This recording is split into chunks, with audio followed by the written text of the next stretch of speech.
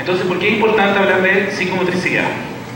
Es importante hablar de psicomotricidad por la íntima vinculación que existe entre el cuerpo, la emoción, la vida relacional y la actividad cognitiva. Muchas veces cuando hablamos de psicomotricidad nos imaginamos solo movimiento, y la verdad es que la psicomotricidad, si uno se pone a leer, a investigar, a buscar, va más allá de eso, no es solo moverse, y está muy relacionado con lo que hablaban en ponencias anteriores también, entender que hay una emocionalidad de base. La siguiente, por favor. Y en el caso de nosotros como terapeutas del lenguaje, nos toca mucho esto que es la vida relacional. Entender que la psicomotricidad, si bien tiene que ver con el desarrollo de los movimientos, también tiene que ver con la forma en que yo me relaciono con el entorno. La siguiente. Entonces, ¿cuáles son los objetivos que yo me puse hoy día para esta ponencia? Mi intención es que en esta ponencia, que van a ser dos, y que a lo mejor las vamos a hacer juntas, de un viaje, como decimos nosotros, vamos a hacer las dos juntas, un viaje que están relacionadas. Mi intención es que cada uno de ustedes, al salir de acá hoy, de esta ponencia, pueda definir la comunicación, que lo más probable es que lo sepamos, pero no está de más recordarlo, señalar los diferentes componentes de la comunicación, explicar las diferencias entre habla y lenguaje, describir hitos relevantes en el desarrollo del habla y del lenguaje, relacionar los hitos del desarrollo psicomotor con hitos del desarrollo del habla y lenguaje, y derivar de manera oportuna a pacientes pediátricos con sospecha de alteración de la comunicación. Hay ciertas cosas que son bien básicas que vamos a conversar hoy, pero como digo yo siempre, lo sabido por sabido se calla y por callado se olvida.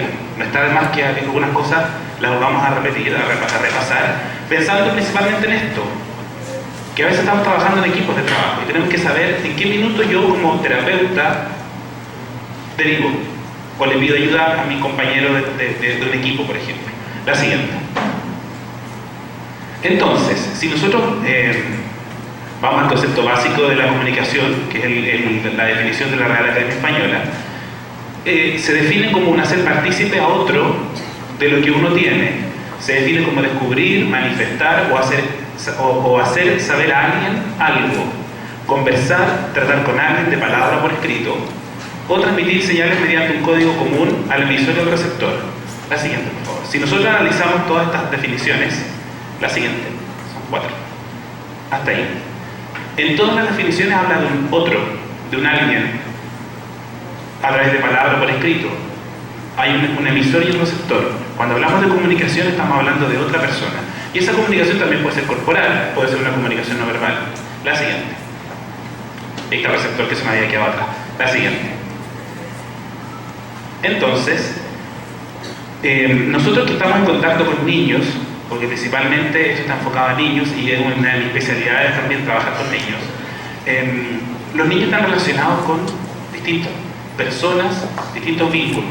Están relacionados con sus padres, con sus cuidadores, con sus madres, están relacionados entre ellos desarrollando la comunicación, están insertos en un ambiente escolar o preescolar o educación inicial, y además están en contacto con nosotros, con los profesionales que trabajamos en salud con ellos.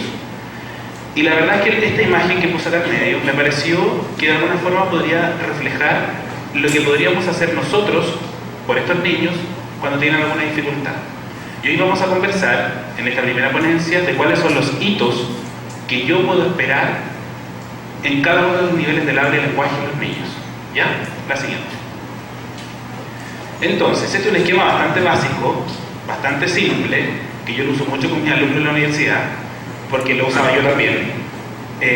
Y en el fondo lo que estamos haciendo aquí es ser muy didácticos en dividir el habla y el lenguaje. ¿Sí? Tenemos acá el habla y tenemos el lenguaje. El habla y el lenguaje, como sabemos los terapeutas del lenguaje, son conceptos absolutamente diferentes, se complementan pero son distintos, ¿ya? El habla tiene que ver con la manifestación concreta del lenguaje, ¿sí? Y a su vez tiene dos componentes que son la fonética y la fluidez. La fonética es la producción de cada uno de los sonidos, de los fonemas, y la fluidez tiene que ver con la cadencia, la secuencia con que se va dando un sonido tras de otro. A su vez el lenguaje es más cognitivo, tiene que ver con el procesamiento y un desarrollo cognitivo, y tiene estos 4 componentes que vamos a ir viendo con detalle. No podemos olvidar nosotros, los terapeutas del lenguaje, lo que tiene que ver con los órganos fonoarticulatorios, que son las estructuras orales que van a ayudar a que el lenguaje se canalice a través del habla. Yo necesito un cierto desarrollo de mis estructuras orales para que mi habla se pueda manifestar. Y si nosotros lo relacionamos con la actividad en la que estamos hoy día, eso también tiene que ver con desarrollo psicomotor, ¿cierto? Porque hay movimiento de por medio, hay precisión de movimiento y además son movimientos muy específicos, muy precisos, muy mínimos. ¿Ya? La siguiente, por favor. Entonces, la siguiente, para atrás. Para atrás, por favor. Hacia adelante. Ahí. ¿Qué vamos a hacer ahora? Ese esquema, que es el que vimos grande acá, desde ahora va a aparecer así pequeñito en todas las diapositivas. ¿Ya? Y la diapositiva se va a poner del color del nivel que estamos hablando. ¿Ya? Para que no nos confundamos. La siguiente. Entonces, vamos a hablar de los órganos fonoarticulatorios, una pincelada muy rápida, por eso está en morado. Los órganos fonoarticulatorios son las estructuras orales que participan en la producción de los sonidos del habla. Eso lo sabemos. Se pueden dividir en órganos activos y pasivos. Los activos son los que se mueven para poder producir los sonidos.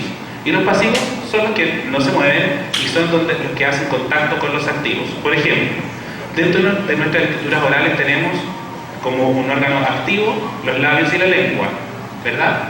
Que son estructuras que sí se mueven. Y pasivos tenemos, por ejemplo, el paladar. ¿Ya? Importante en esto es que debe existir un claro equilibrio entre ellos para su adecuado funcionamiento. Los niños van desarrollando sus estructuras orales en forma paulatina. Tienen un proceso que está determinado genéticamente para su desarrollo. Sin embargo, sabemos que eso, o ese proceso de desarrollo, puede ser alterado por aspectos externos. Por ejemplo, los malos hábitos orales. El uso excesivo de chupete, no sé si le llaman chupete acá. Chupón, nosotros le decimos chupete. El uso excesivo del chupón, mamadera, biberón, ya. El chupón, biberón, siempre aprendo palabras nuevas. El chupón, el biberón, o cuando se chupan el dedo, ya, morderse las uñas, interponer objetos extraños. Todos esos elementos que vienen desde afuera, que nosotros le llamamos malos hábitos orales, pueden afectar este equilibrio. Entonces, si nosotros somos un equipo que estamos trabajando con niños y vemos que hay un niño que tenga un uso excesivo de estos elementos, podríamos pensar que este equilibrio se va a romper y puede tener una alteración de los órganos fonoarticulatorios. Y si tiene una alteración de los órganos fonoarticulatorios, podría tener dificultades para hablar. ¿Sí? Entonces, si yo soy capaz de detectar a tiempo en un niño un mal hábito oral, voy a ser capaz de prevenir y hacer prevención, en el fondo, de alteraciones del habla. La siguiente. Importante entonces este equilibrio que se debe generar entre todas las estructuras activas y estructuras pasivas. La siguiente, por favor. Es un esquema que muestra los órganos fonoarticulatorios, ¿ya? Labios, dientes, lengua, el velo del paladar, que es la estructura que está atrás, que para nosotros los terapeutas del lenguaje es muy importante, la nariz, que también es importante, la laringe y la faringe. ¿Sí? ¿Por qué estoy haciendo énfasis en esto? Porque yo acabo de hablar de elementos externos que pueden afectar el habla, ¿cierto? El biberón, ¿era? Sí, chupón y otros elementos extraños que me gustan de palabras nuevas. Pero también hay elementos internos que pueden afectar el equilibrio.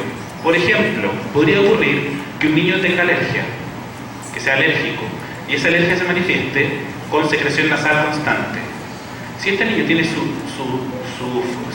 cavidades nasales obstruidas, ¿qué va a tener que hacer? Para poder vivir, respirar por la boca. Si respira por la boca, los labios van a estar separados. Si los labios están separados, la lengua tiene que estar descendida. Si la lengua está descendida, el cráneo se va hacia adelante. Si el cráneo se va hacia adelante, eso es toda una secuencia de elementos a nivel corporal que finalmente se va a desencadenar como un síndrome respirador bucal. Si yo una edad puntual soy capaz de darme cuenta de esto, derivar, por ejemplo, a un médico otorrino que le hagan el examen de alergia, quizás puedo prevenir todo esto.